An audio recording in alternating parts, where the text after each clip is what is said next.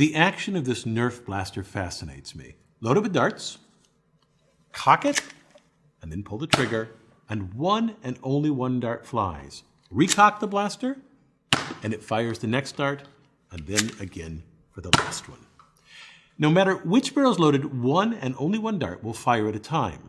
The patent notes that the blaster uses a path for cascading a blast of compressed air. The key word here is cascading, to sequentially provide a blast of air to the barrels. Let's look inside to see how this works. When you pull this handle, a plunger moves with it. This compresses a spring between the plunger and the base of the blaster grip. A catch at the base of the grip locks the plunger in place. When I pull on the trigger, the catch moves and releases the spring. This mechanism works because the catch and trigger are the same piece of plastic. It pivots on a metal pin near the center, so when the trigger is pulled back, the catch moves forward and releases the energy in the spring. The spring forces the plunger up and shoots compressed air into the dart barrel, which ejects the dart. The trigger piece returns to its original position because of this arm. It's a thin section of plastic that acts like a spring. This sets up the blaster to be cocked again. What interested me is how the blaster fires only one dart at a time. Each barrel has a spring-loaded valve.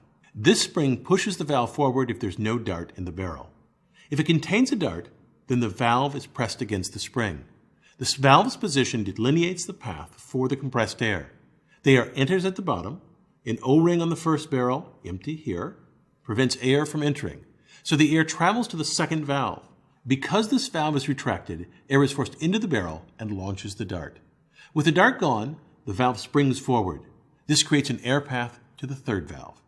This directs air only to the first loaded barrel, even if the darts are loaded randomly. Once you understand this mechanism, you can defeat it. If you put the first and second darts in partway, the valves are half open so the air flows into the first and second barrels, and of course, into the third barrel. This splits a single blast into 3 weaker streams. When I pull the trigger, all 3 darts fire at once, but they don't travel very far. This blaster is the epitome of good engineering. As the patent notes, the air restriction mechanism is simply constructed, structurally robust, compact, automatically operated, and relatively inexpensive. I'm Bill Hammack, the Engineer Guy.